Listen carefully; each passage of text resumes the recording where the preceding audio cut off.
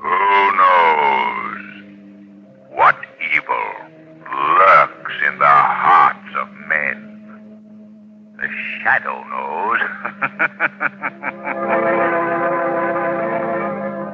Once again, your neighborhood blue coal dealer brings you the thrilling adventures of the Shadow, the hard and relentless fight of one man against the forces of evil. These dramatizations are designed to demonstrate forcibly to old and young alike that crime does not pay. No need to worry about heat this winter. Blue coal dealers everywhere are delivering anthracite as fast as wartime transportation facilities will permit. There'll be some coal in every bin, enough for immediate need. That's the goal of your friendly blue coal dealer. You can help him by being patient and cooperative, by permitting your dealer to deliver just the amount of coal that you require for immediate comfort. Don't insist that a full winter supply be delivered at once. There's enough coal to go around, but at present, the supply must be equally shared by everyone. The Shadow, mysterious character who aids the forces of law and order, is in reality Lamont Cranston, wealthy young man about town. Several years ago in the Orient, Cranston learned a strange and mysterious secret. The secret of hypnotic power to cloud men's minds so that they cannot see him. Cranston's friend and companion, the lovely Margot Lane, is the only person who knows to whom the voice of the invisible shadow belongs. Today's drama, The Mystery of Madman's Deep.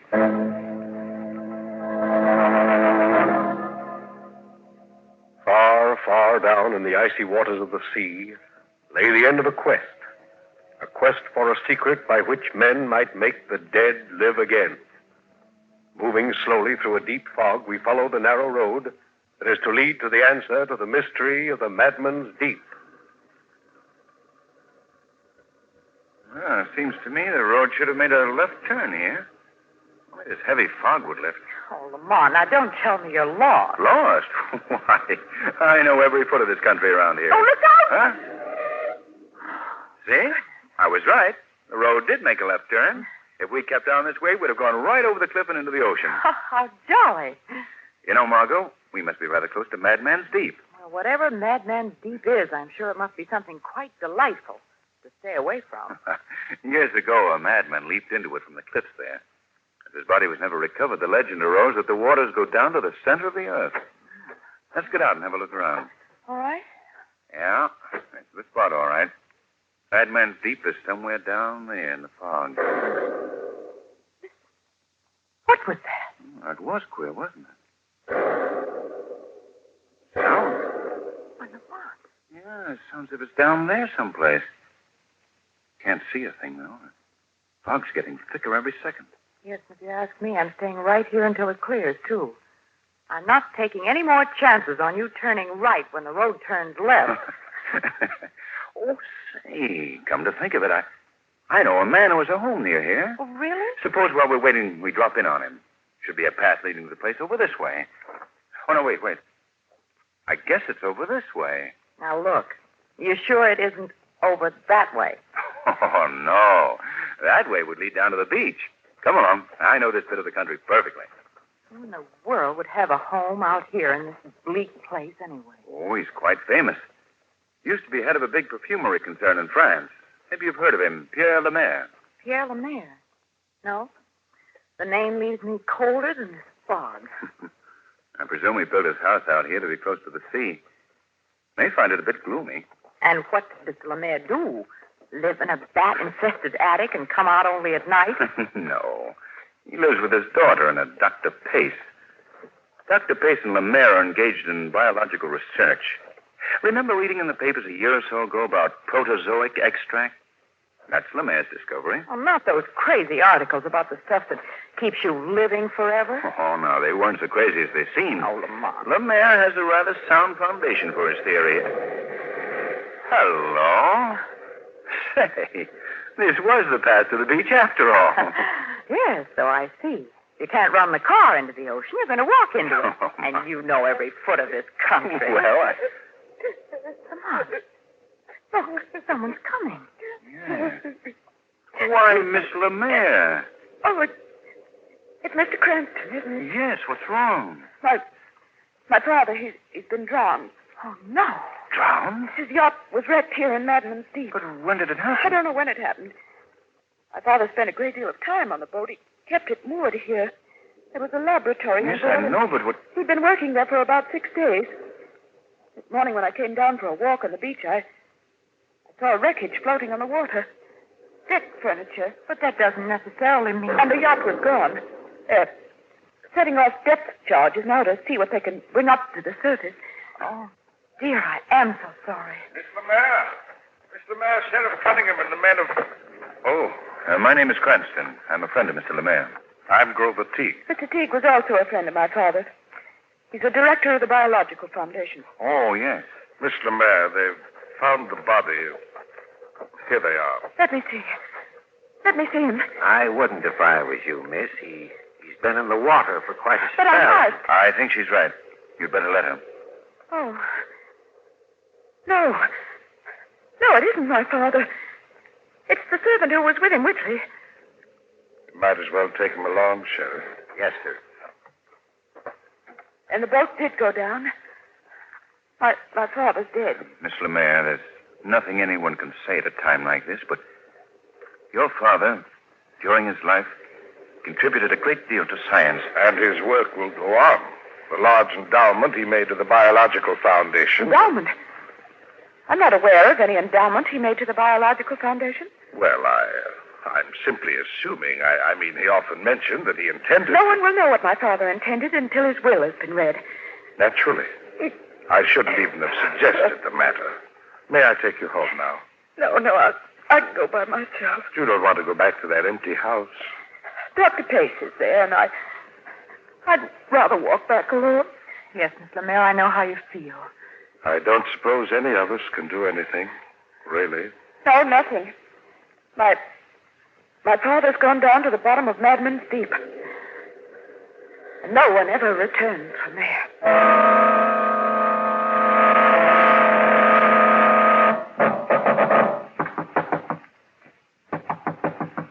Who is it? Sorry, Dr. Pace, Judith. Oh, you're back. What happened? They found Whitley's body, that's all. And Mr. Lemaire? They'll never find him. Why are you so interested, anyway? If the wreck didn't occur too long ago, there might still be a chance of saving him. Don't talk like a fool. Mr. Lemaire is dead. So were those tadpoles when we injected the protozoic extract into them. But they're alive now. You can't overcome death. Science can overcome anything. But stupidity. Oh, I'm stupid, am I? Very. If your stuff's so good, why didn't it bring the guinea pig to life? We made a slight mistake with the guinea pig. We used the same solution that we used for the tadpoles. And tadpoles are cold-blooded animals. They live in water. The guinea pig turned into an underwater creature which couldn't live in the air. We didn't find it out until it had died. Too bad you didn't find that Mr. Lemaire could be turned into an underwater creature before his boat went down. However, I have corrected the solution. It'll work very nicely now. It'll even work with Mr. Lemaire. When they find him, I shall inject the solution into his heart. Oh, rubbish. I have the apparatus all set up in the laboratory, ready to begin the moment they bring his body home. The final test, the supreme test. The dead, made to live. Oh, you're insane. So was Lemaire. Spending all that money to scoop up stuff out of the ocean, trying to make an elixir of life out of it. Completely insane. Oh, don't worry about the money. He had plenty left. Not that you'll get any of it. Why, what do you mean? Who else would he leave it to? I'm his daughter. Are you indeed, Miss Valson? Valson? You recognize your own name, don't you? In case you've forgotten your family history, your real father's name was Henri Valson. My father... After he died, your mother married Mr. Lemaire. At that time, you were 5 years old. Pierre Lemaire adopted me. Oh, yes? When? When I was a little girl, in Paris. How odd. Because I looked into your adoption records. There aren't any. Why, you... So all these years you put in scheming to get your fingers on Lemaire's fortune have come to nothing. I'd like to kill you for this. Yes? And I would. Except I can think of something better. Yes, much better. Wait. Where are you going?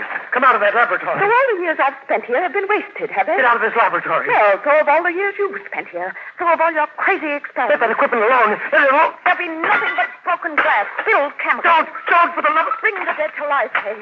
Now. The protozoic extract. Spilled. Destroyed.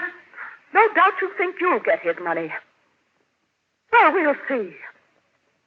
We'll see.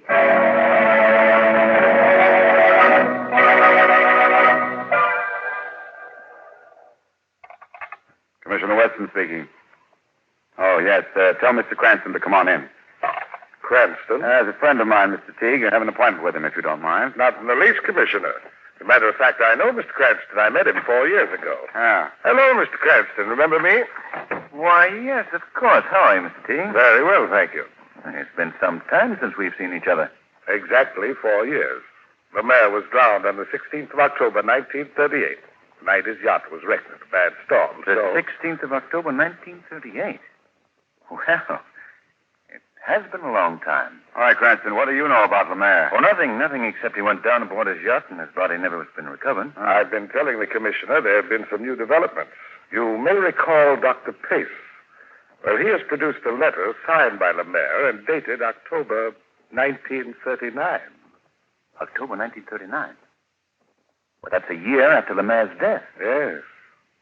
And Pace claims that Lemaire is still alive. What became of him after the boat was wrecked in the storm? Where's he been? Well, perhaps the letter was written before the wreck and simply misdated. Have you yourself seen the letter, Mr. Teague? Oh, yes. Dr. Pace even allowed me to make a photostatic copy of it. I have it right here. Yeah. October 10th, 1939, my dear Dr. Pace. I'm feeling somewhat better now, although the wreck was a dreadful experience. Why, he mentions this wreck. Yes. So you see, the letter couldn't have been written before the wreck and misdated. Oh, pardon me, Commissioner. I'm leaving for France in a few days. Whatever is left of my fortune is yours to proceed with our experiments. Now, this is an obvious forgery. Pace is trying to get hold of Lemaire's estate. Who inherited Lemaire's estate, anyway? No one as yet. As his body was never found, the will won't be read until the court declares Lemaire legally dead. But his only direct heir is his daughter. However, I'm not interested in the will. No, Cranston. Mr. Teague is a trustee of the Biological Institute. Lemaire was an officer, and some of the Institute's funds are tied up with his estate. And I'm trying to find some way of getting them released. If we can prove that Lemaire really drowned... Of course he was drowned. I'm not so sure he was drowned. Well, that stands to reason. Well, I'll settle the question. I'll send a diver down into Madman's Deep. Good, Commissioner. But the first thing I'd do would be to have a talk with this Dr. Pace. He might prove interesting.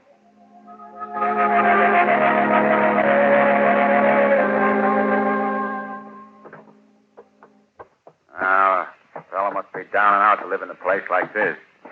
I'm beginning to put this case together already. After Lemaire's death, Dr. Pace couldn't find another job, so he schemed up a way to get hold of Lemaire's money.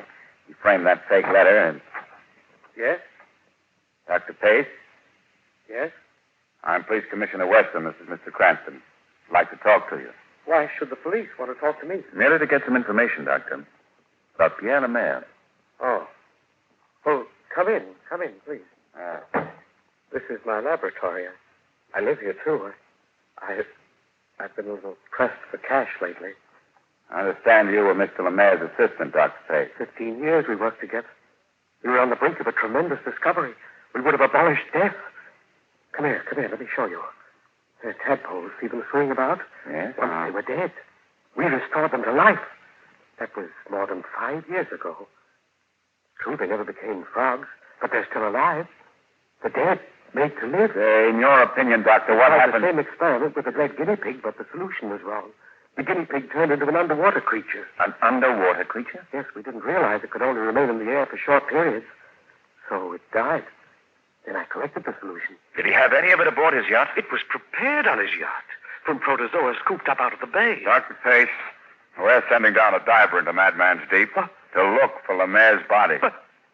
But Lemaire didn't drown. He isn't there. He's alive. Well, we'll find out about that anyway. Even if he had drowned, it's been 4 years. There'll be nothing left of him. There'll be enough to determine whether or not he did drown. I thought you might like to cooperate with us. I don't know anything about it. Talk to Judah. She's the one who wrecked the yacht. Ask her. Excellent suggestion. We shall ask her. Good evening, Dr. Pace. Evening, Doctor. And thank you. Before we're through with this, I wouldn't be surprised if we had a killer to deal with. Judith Lemaire? Oh, don't be naive. How would a woman wreck a boat? Something a man would figure out. I suspect the man was Dr. Pace. And the motive? He wanted the old man's fortune. He assumed the money would be left to carry on the experiments. Then after he'd killed Lemaire, he became afraid the estate would go to Judith. So he trumped up that fake letter, naming himself as the beneficiary. A perfectly logical deduction. Even brilliant. Well, thanks. Except that it's 100% wrong. Wrong? I don't think either Judith Lemaire or Dr. Pace wrecked the boat. I don't think either one of them are killers. I'm not even certain Lemaire was drowned. The servant was drowned, wasn't he? If Lemaire was aboard that yacht, he must have been drowned, too. Oh, I feel certain Lemaire was aboard the yacht, all right. In fact, I feel certain that he's still there. What on earth are you talking about? If Lemaire's on the boat, he's dead. A man can't live underwater for 4 years. Cranston, don't tell me you believe that this protozoic stuff could keep a man alive underwater. Well, I might be able to tell you more about that when I come up from the bottom of Madman's Deep. When you come up? Yes. You see, I'm going down with the diver.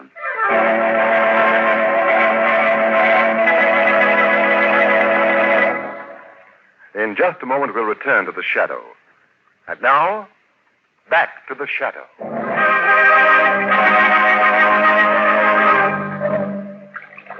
Sure, I've been diving for 7 years, Mr. Cranston. This job will be a cinch. And you don't feel we'll have any trouble finding her? We'll find what's left of her, and what's left of Mr. Lemaire. But after 4 years, it won't be much. You all ready? Yep.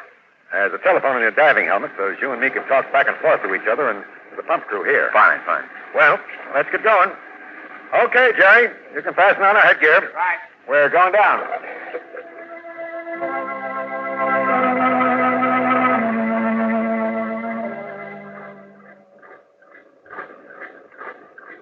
You okay, Mr. Cranston? Yeah. Separate kind of pounding in my ears. That's just the air pressure. A little while you won't even notice it. Better switch on your flash. Right. I'll go ahead and you follow along. But don't get too close to me or our lines might foul. Mr. Cranston. Yes? Swing the beam of your light over to the left. See anything? Yes, I see something. Sort of a dark shape. Might be a rock. Anyhow, we'll have a look. Come on. Take it easy. I won't be moving any too rapidly in this outfit. Mr. Cranston, it's her. It's the boat. Look. She went straight down. Hardly any lift to her at all. Hello up there. Hello? We found her. She's settled down quite a bit in the mud. Almost up to her deck. Watch the lines. We're going aboard. Okay. Mind your step, Mr. Cranston. Timbers in this deck are pretty nearly rotted away. Not much left of the old tub. Won't be anything left of the map. Skeleton, maybe. Mr. Cranston, yes? Flash your light through the cabin window here while I see if I can... Great Scott, look! Lemaire! It's Lemaire, but good heavens, look at it. He looks alive. Hello down there. What's happened? Lemaire is in the cabin, sitting in a chair. Not a skeleton, but seemingly alive and perfectly healthy. The flesh looks smooth and firm. The eyes are open. He seems to be Cranston. He's moving. He's coming toward the window. Get back. Let's go. Be careful. You're tangled the line. He's moving. He's coming towards us. Get back. Hello down there. Hello? Cranston. Richard. Answer us. Hello? Hello, answer us.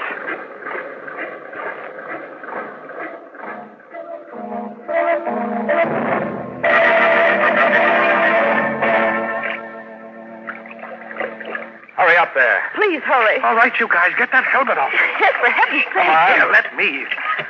Cranston. Oh, Lamar, are you all right? Yes. Yes, I'm quite all right. Well, where's Richard? Oh, right here, Mr. Cranston. I guess I sort of messed things up. Tangled the lines and busted one of the phone cables. What on earth happened down there? Well, Commissioner, it was one of the most curious sights I've ever witnessed. But what happened? Chemical reaction you probably wouldn't find occurring anyplace else on Earth. Yes, but... Well, then it It might have been the extremely low temperature that caused it. Will you please tell me... Lemaire's body was completely preserved. The guy actually walked. What? Well, not actually. When the water was agitated, it caused the body to move. But Lemaire is dead, all right.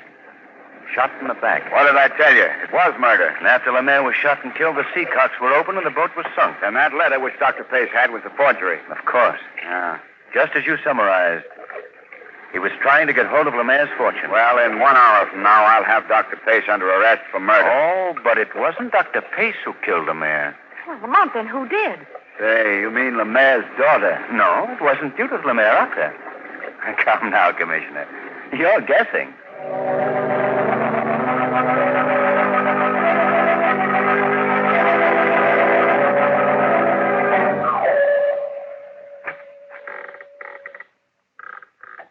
Who's there? What? I'm certain I saw that door open. No one. Well, Teague? What? Why did you kill Pierre Lemaire? I must be losing my senses. Got to get a grip on myself. Seen the thing through this far. I mustn't go to pieces now. Why did you kill him? That voice again. Who are you? Where are you? I am the shadow. I'm right here. You can't see me because I've clouded your mind. Why did you kill Pierre Lemaire? I didn't kill him. You went aboard his yacht at night. On the deck, you encountered Lemaire's servant. No. You killed him, knocked him overboard. No. Then, through the cabin window, you shot Lemaire. I didn't. It's a lie. And after that, you opened the Seacocks. Oh. Why did you do it? And after Madman's Deep had guarded your secret so carefully, why did you want a diver sent down? I won't answer you. You'll answer now, or you'll hear my voice talking to you the rest of your life. No. In the quiet of your room. When you mingle with crowds, when you turn out your lights to sleep. No. You'll never know any rest, any peace. No. You'll never escape me. Wherever you go, you'll hear me. You'll always hear me. Wait, I'll answer. Yes, I did kill Lemaire. And his servant, too. Why? Because Lemaire had agreed to will me his fortune. All of it. Will it to you? Yes, I'm a trustee of the Biological Institute. I promised him I'd use the money only for research. But you had other plans, is that it? Not at first. I intended to carry out his wishes. I swear I did. Then I began thinking all that money could be mine. I could take it for my own, and no one would be the wiser. Go on. Don't be half crazy. I couldn't wait for him to die a natural death. So you killed him? Yes. Expected to get the money right away. Then this fool, Dr. Pace, produced that letter. I was afraid he'd make the court believe Lemaire was still alive. Afraid it would be years and years before the will was opened and the money turned over to me. And that's why you wanted to establish Lemaire's death? It was the only way I could get the money. I took a chance. I thought that in 4 years all traces of the crime would be obliterated. Nothing left of Lemaire but a few bones. Well, now you know why I did it. Now you know.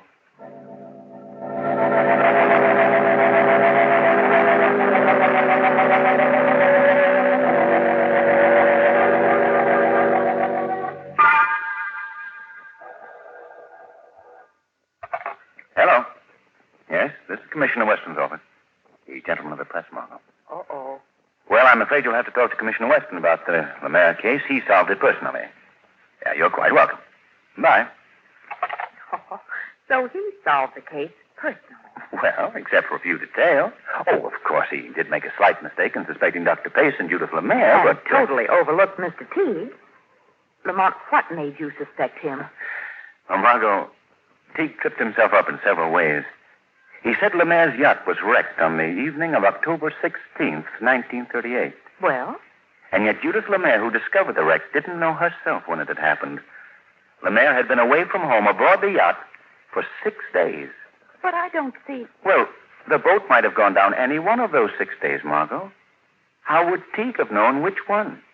Yet he gave the exact date. Oh, why, say. He mentioned October 16th because it was indelibly written in his mind. It was the night he killed Pierre Lemaire. And even though no one even thought at the time of accusing him, his own feeling of guilt prompted him to manufacture an alibi. An alibi? Yes. He told Commissioner Weston a bad storm had wrecked the boat. Well, I checked back through the weather reports. And in that vicinity, during the week of October 16th, there were no bad storms.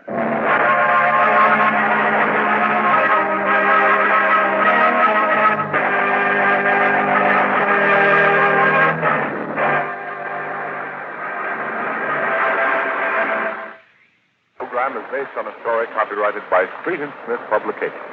The characters, names, places, and plot are fictitious. Any similarity to persons living or dead is purely coincidental. Again next week, the shadow will demonstrate that The weed of crime bears bitter fruit. Crime does not pay. The shadow knows.